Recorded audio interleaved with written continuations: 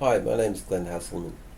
Just making this video for the free accounting software users to show you guys how to report a salary sacrifice for a fringe benefit through single touch payroll. So I've done a previous video on how to report reportable fringe benefits in single touch payroll,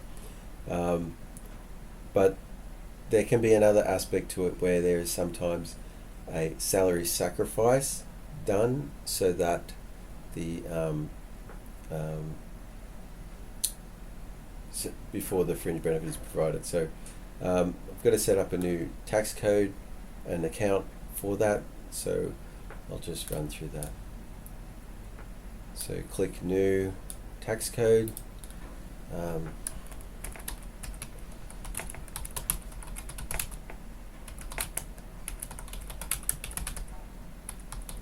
just called it salary sacrifice for fringe benefit, and I'll make it a liability.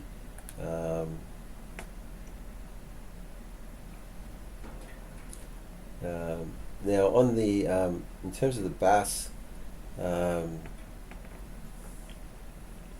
going to put salaries and wages.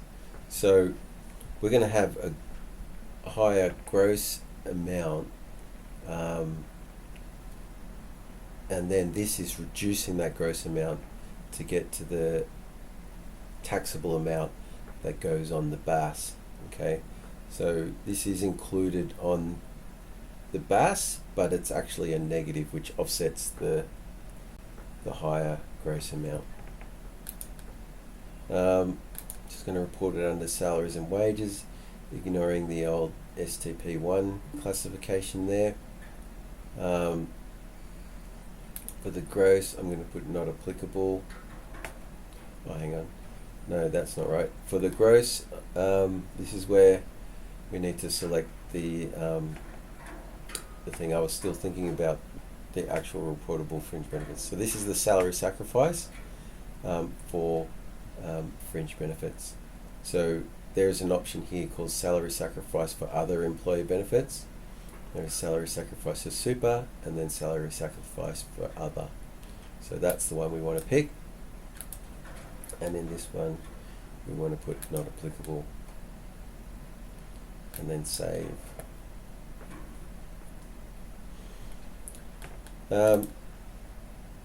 So the next thing is we need an account as well.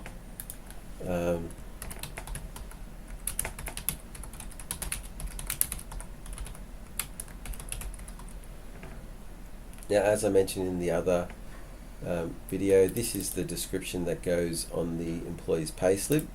So you might want to itemize that and be more descriptive about the actual type of fringe benefit that's being salary sacrificed for. And if you do, you have to sort of itemize your tax codes as well, so that you've got this one-to-one relationship between the account and the tax code.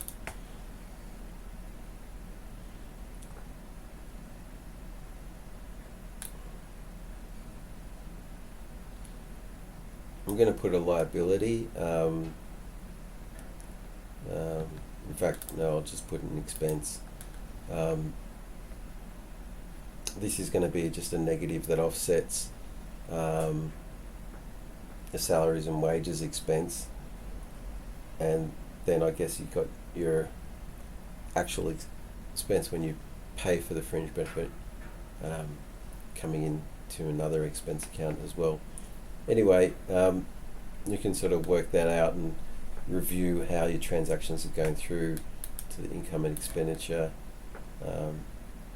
report, and so on. Apply super. I'm not entirely sure. I'm going to leave that to you to work out. If you put apply super true, this is reducing the ordinary time earnings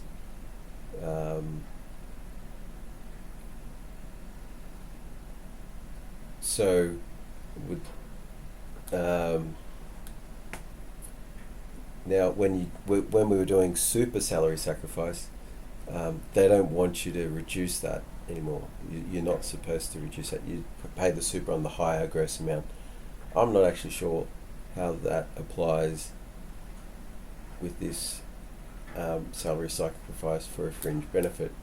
So I'm just going to leave that. I'm going to actually make that false. So leaving that blank is going to be the same as false. But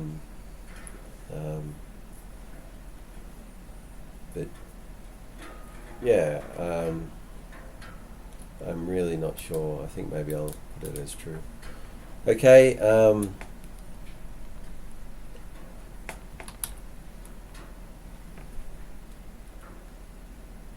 And then we pick up this tax code that we've just created. So anyway, if someone works it out, let me know in the comments or email me. I might put a comment up on the video page about that superannuation thing. Payment deduction type, in this case we want it just to be in the earnings section, so we can put it, and I'll show you where that appears on the payslip. It's just in the normal section, and then having completed that, just click save.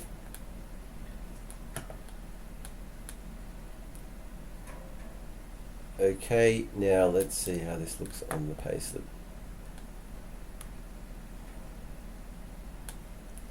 So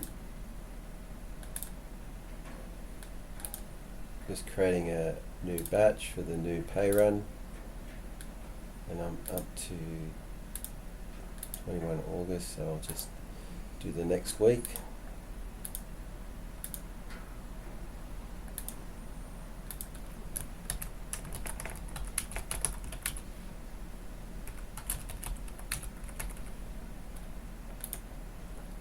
Okay, then we can go to transactions and new payslip.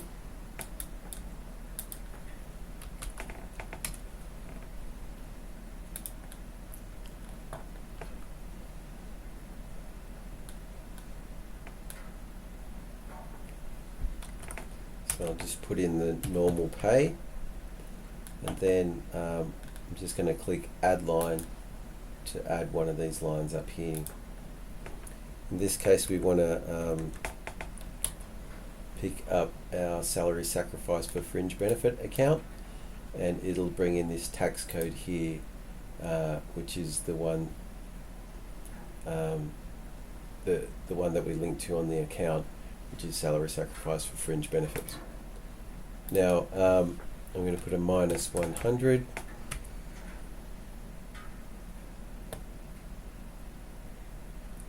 And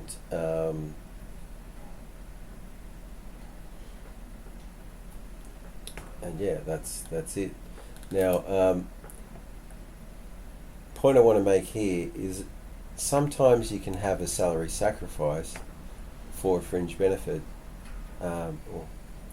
salary sacrifice for an employee benefit that doesn't result in a fringe benefit.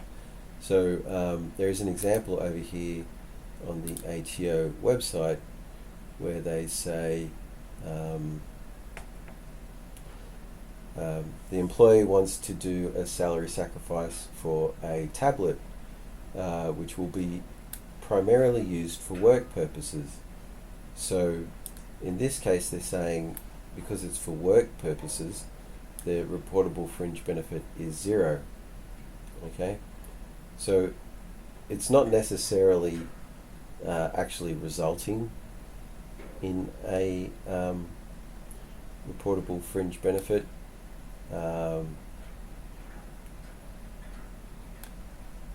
So in this case I'm not going to add a line here. So in the previous video I showed you how to do that. So if it did result in a fringe benefit, you would go and add a line, add a super fringe benefit line, as I did in the previous video. Okay, now let's have a look at how this looks in the pay event info section.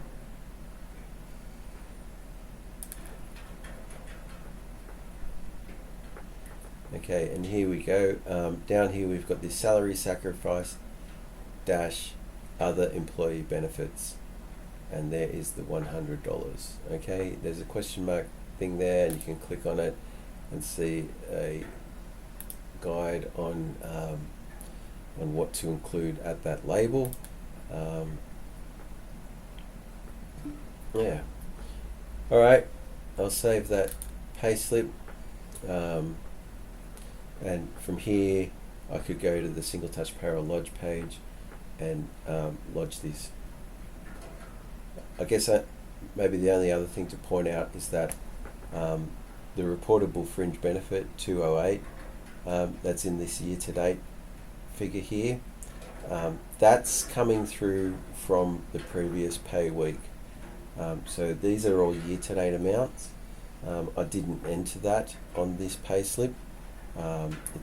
It's being carried through from the previous payslip, and I did that in the previous video. So that's what that is. Anyway, that's how to do a salary sacrifice for other employee benefits. I hope the video has been useful, and thanks for watching.